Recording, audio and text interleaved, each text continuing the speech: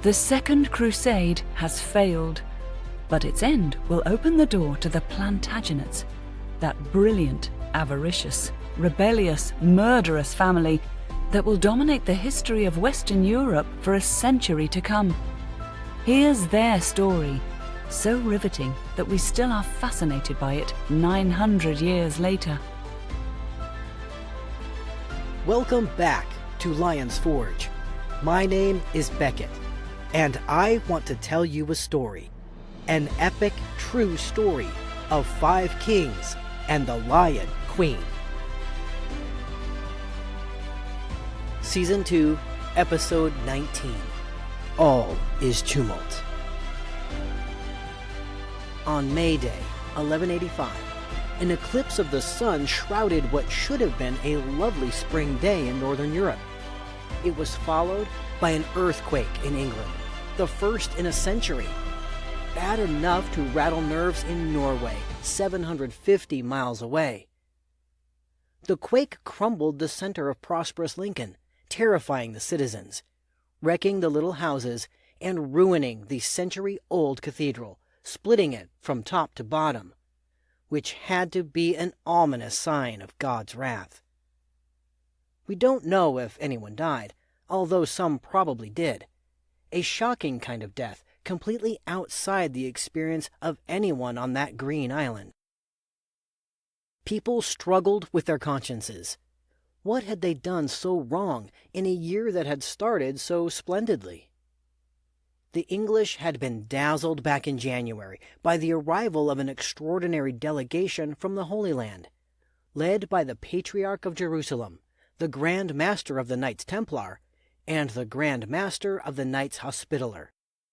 The group had stopped first, as travelers often did, at the Becket Shrine at Canterbury, before heading to meet great Henry Plantagenet. 40 years before, a similar group had gone to Rome to beg the Pope for help against the Saracens. Now, these distinguished men, solemn with responsibility, came to England to talk to the English king. The ambassador's trip, tough months on the road, had come at the behest of the King of Jerusalem, young Baldwin IV, the so-called Leper King, a cousin of Henry's. The distinguished diplomatic mission was straightforward. The years since the failure of the Second Crusade had not been kind to the Outremer, at least not if you were a Christian. That failed crusade had inspired Muslims with both ambition and confidence, newly allied with an exceptional leader whose name we still remember, Saladin. The warrior prince, 48 years old, had spent decades deploying his armies from Egypt to Syria to defeat rivals in the field, while simultaneously displaying the diplomatic skill to bring together a rare constellation of economic and political allies. Saladin and his coalition was a potent threat to the Outremer. Baldwin of Jerusalem, king of the most powerful, prized, and thus important of the Latin states, looked west to his European cousin for help. Baldwin, only in his 20s, was not a happy man. He'd been heroic in the defense of Jerusalem against Saladin back in 1177, but his disease drove him down and down, weakening him as he fought Muslim attacks from the outside and incessant political rivalries that tore at his country from within. The King of Jerusalem was indeed a leper, mortally ill with a disease that could make a young man unable to feel a burning torch against his palm. Even today, we're not sure why someone gets leprosy, seemingly as much bad luck as anything else. Baldwin, a young man who should have been in the prime of his life, probably had no eyebrows. His fingers would be hugely swollen. The poor man was also going blind. Worst of all, his ability to sire a child was fatally compromised, making the long-term stability of the entire kingdom, the key European stronghold in the Holy Land, nerve-wrackingly uncertain.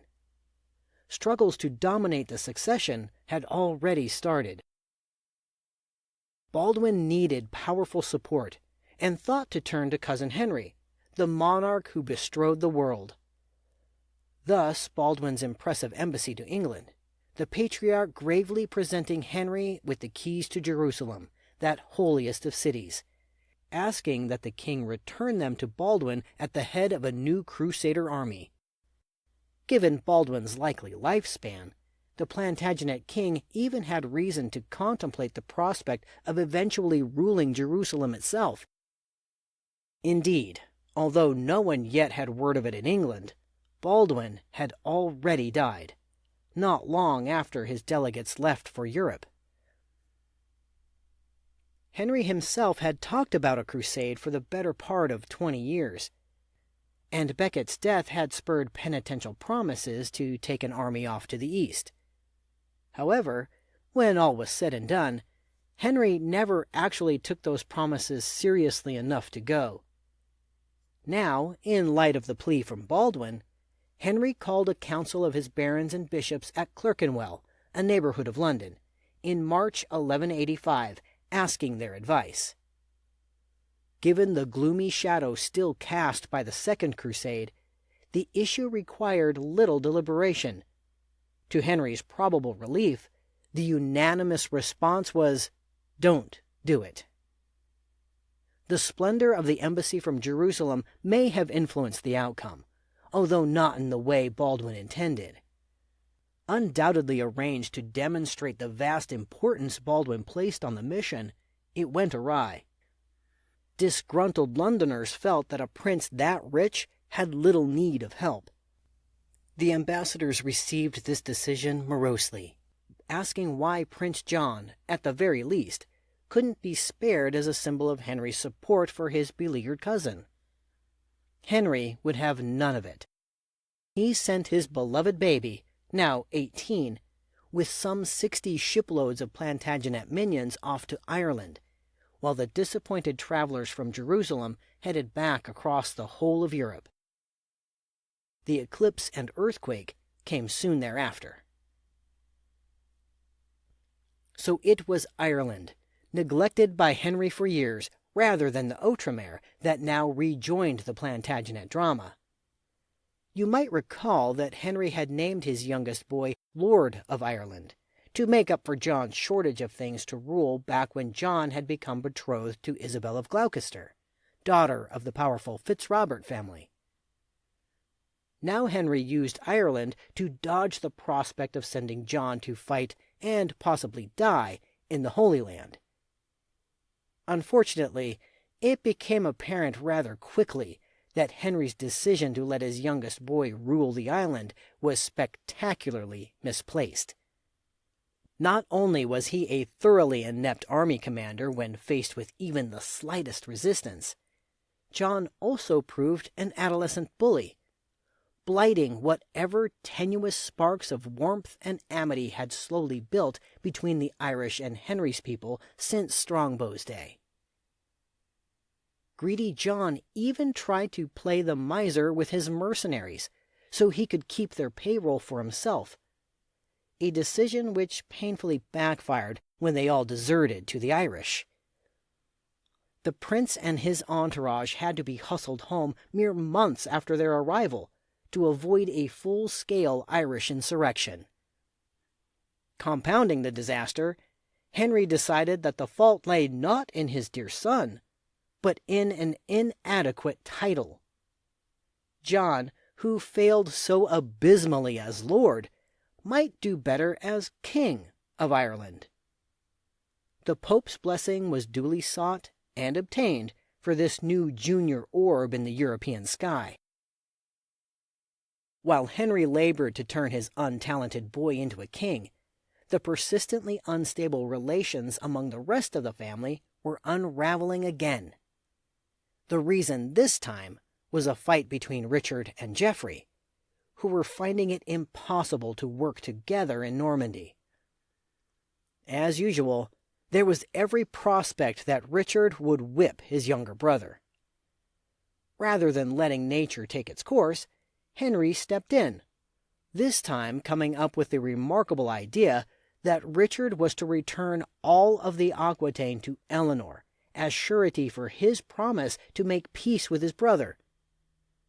The queen was accordingly released from prison, on the bizarre condition that she was to ravage the land with a great host, if Richard didn't abide by his oath.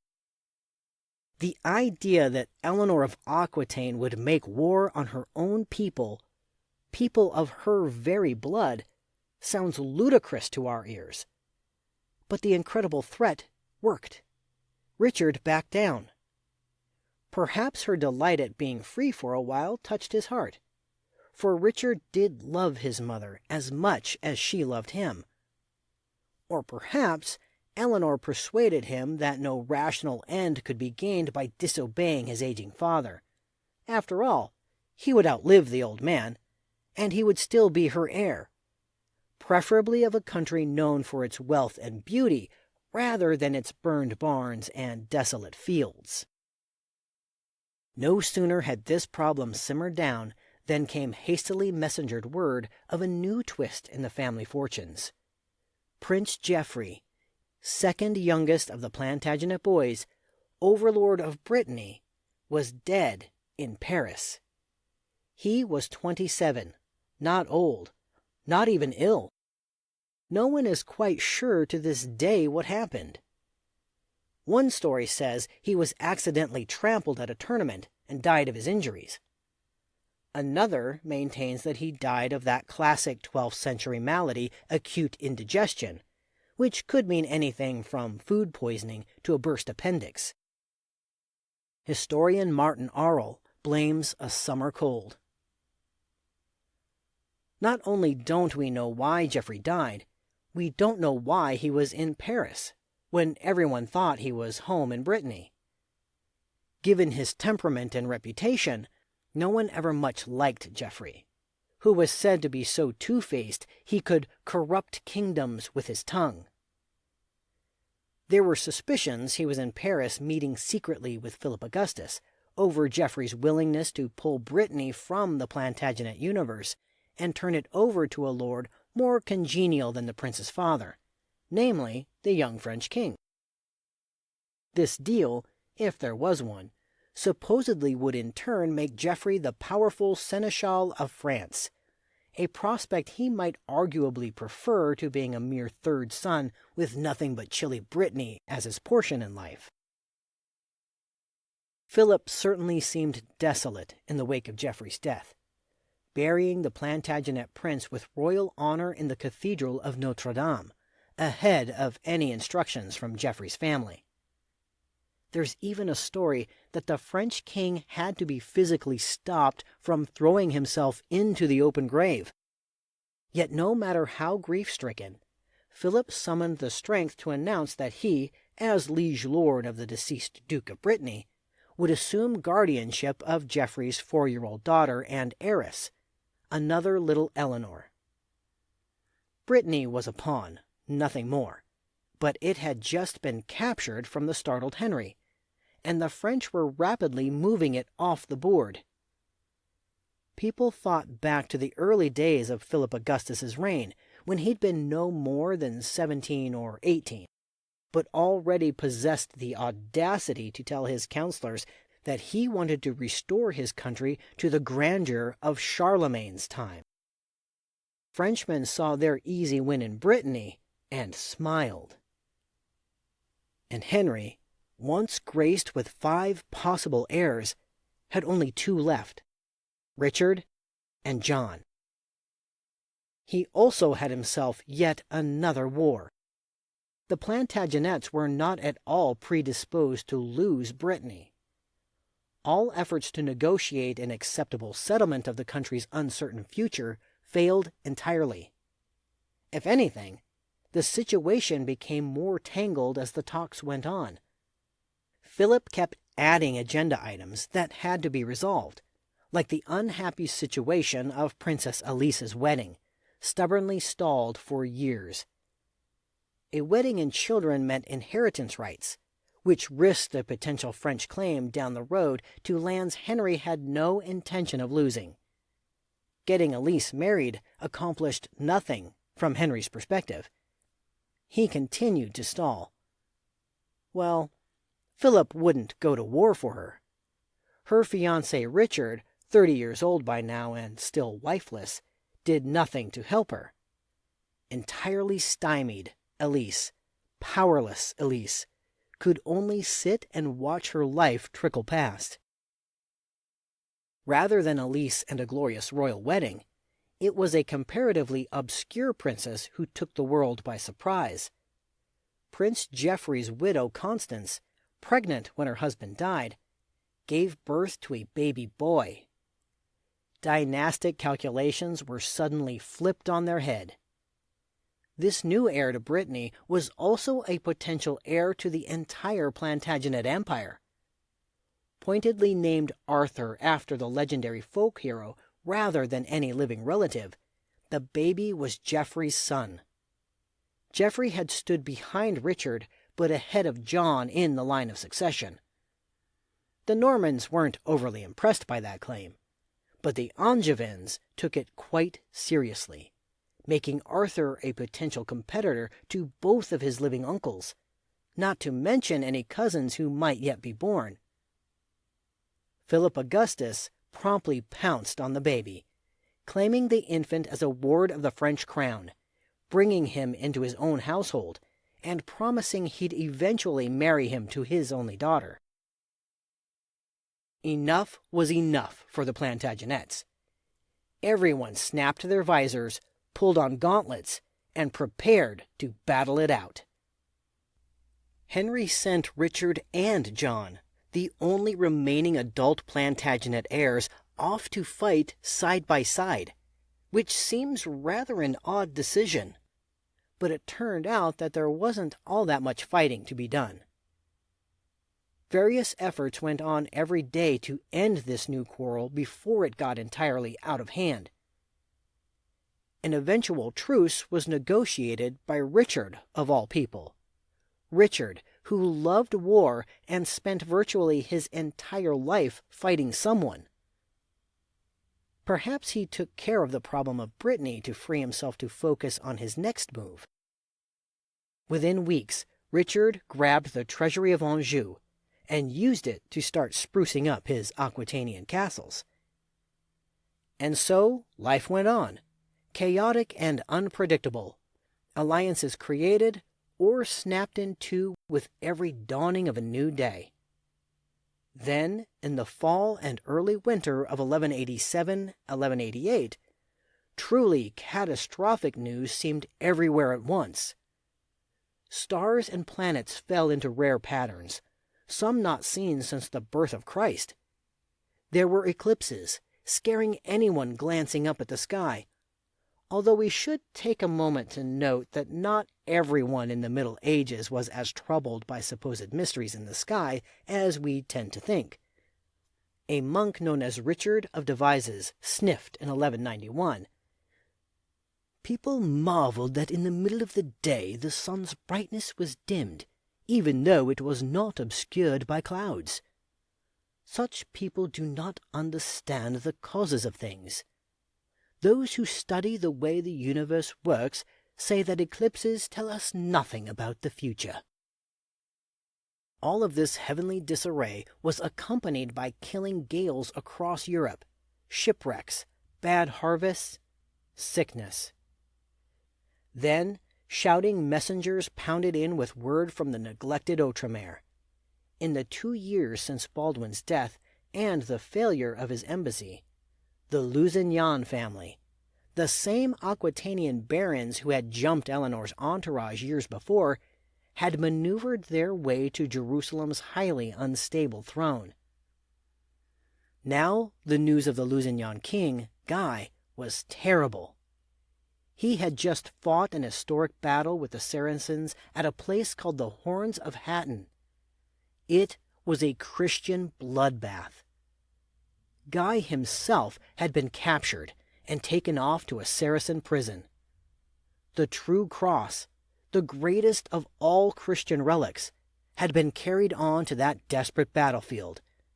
It, too, had been lost to infidel hands. These awful tidings had barely been digested in Europe before even more catastrophic news tumbled across the Mediterranean. Jerusalem itself was gone. The holiest city in the Christian world captured by triumphant Muslims. Frightened people remembered what the astrologers had been saying since Jupiter and Saturn had joined in the skies that spring. Dreadful forces were loose in the world. Squabbling between the Plantagenets and the Capets, and even between the Plantagenets and the Plantagenets, took an immediate back seat to the papacy's call for a new crusade, messengers racing down the old Roman roads. Men poured into the streets. The first European noble to respond was Richard, who took the cross at Tours. Philip Augustus, and even Henry himself, were not far behind. Both kings signed on, Henry without calling his usual council to debate the decision. Always exquisitely attuned to the state of his finances, Henry immediately implemented an innovative new tax, the so-called Saladin tithe, which required every man in the Plantagenet Empire to contribute 1/10 of the value of all personal property, not just the usual real estate, to the outfitting of the new crusade, over and above everyday taxes. There was one notable exception. Crusaders were exempt from the new tax, undoubtedly prompting energetic preparations from many who might otherwise have preferred to sit this one out. However intense, Plantagenet impatience to leave for the Holy Land was checked by new trouble in the Aquitaine. Philip Augustus was a key provocateur, taking advantage of so many distractions to snatch a Plantagenet castle in the frontier territory of Berry, something of a no-man's land between Aquitanian and Capetian borders. Wars among the barons, counts, dukes, and kings in that time and place were virtually a way of life, fought for centuries before the Plantagenets arrived on the scene, and then fought just as vigorously once they had. Sometimes you went to war because you were tired of paying taxes. Sometimes you could get a war going simply by suspecting that someone was going to do something nasty to you in the future. Sometimes the key event was a war between your liege lords, which forced you to choose between them, thereby marking you and the rest of your family as traitors in at least one notable's mind. If nothing more immediate presented itself, mildewed antagonisms from earlier generations could be resurrected, such as the age-old struggle for supremacy between Aquitaine and Toulouse. Such episodes weren't hard to come by, given the interlocking spiral of feudal claims. One historian has identified no less than 5 individuals to whom even a simple knight could owe fealty. Given the high likelihood that one of the 5 would be at odds with another every few years, the only time our poor knight could perhaps avoid seriously offending someone more powerful than himself would be posthumously. In this complex world where multiple pledges of fealty were so often so highly conflicted, it was child's play to introduce the idea that any given nobleman had been tricked, lied to, cheated, and/or betrayed. Rumors, hot and fascinating, filled all the voids in this world where real evidence and actual facts were slow to arrive. Philip Augustus was particularly good at planting suspicion in susceptible minds, and one of the most susceptible belonged to ostensibly rugged Richard. Philip and Richard had become allies and friends, reportedly eating from the same dish and sleeping in the same bed. Philip could pour several cups of wine for himself and his friend and just begin to muse aloud. "So, your father still refuses to grant you the inheritance due to you after your brother's death. For that matter, maybe your father wants to give your older brother's inheritance to your younger brother. Maybe you're supposed to become your younger brother's vassal. Maybe your father incited the Count of Toulouse to fight you, hoping you'd be killed. So, in the violent years 1187 and 1188, when everyone should have been setting out to recapture Jerusalem, French and English knights fought one another across the Aquitaine instead.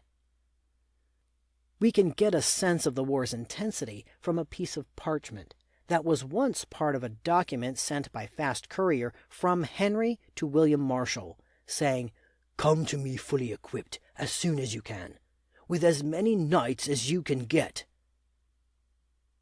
There's also an old eyewitness account that can still chill with the reality of what these fights among princes did to ordinary people's lives. All is in tumult. The peasants, having just come out to the fields, turn back, uttering loud cries. The shepherds gather their flocks and drive them toward the neighboring woods in the hope of saving them. The incendiaries set the villages on fire, and the foragers come and sack them. The terrified inhabitants are either burned or led away with their hands tied to be held for ransom. Everywhere bells ring the alarm. A surge of fear sweeps over the countryside. Wherever you look, you can see helmets glinting in the sun, pennons waving in the breeze, the whole plain covered with horsemen. Money, cattle, mules and sheep are all seized. The smoke billows and spreads. Flames crackle. Windmills no longer turn. Chimneys no longer smoke. Briars and thorns grow where villages stood. It was stupidly, horridly wasteful, ruining lives while accomplishing virtually nothing, killing and wounding men, and using up money that should have been en route to the Holy Land. Even at treaty sessions, tempers were at a boil. There is a story that a Welsh archer loyal to the Plantagenets deliberately shot an arrow into a French soldier's head from an arm's length away during one negotiation. Furious Philip, in turn, had the magnificent Gisor's elm cut down. The symbol of centuries of treaty conferences, survivor of centuries of storms, until this one. We've come to the end of our story for the time being. I am Beckett Arnold, narrating from the book Lion's Forge, adapted for us by the author Karen Markle-Knabb. Thank you to Francis Butt for voicing our introduction and so much more. If you like what you hear, please give us a rating, follow our channel, and share us with your friends. Most importantly, please join us again August 19th for the next episode of Lion's Forge, available everywhere you get your favorite podcasts, including on YouTube with video episode trailers. Visit us on Facebook, where you can ask questions, leave reviews, and interact with me. Until next time, thank you for listening.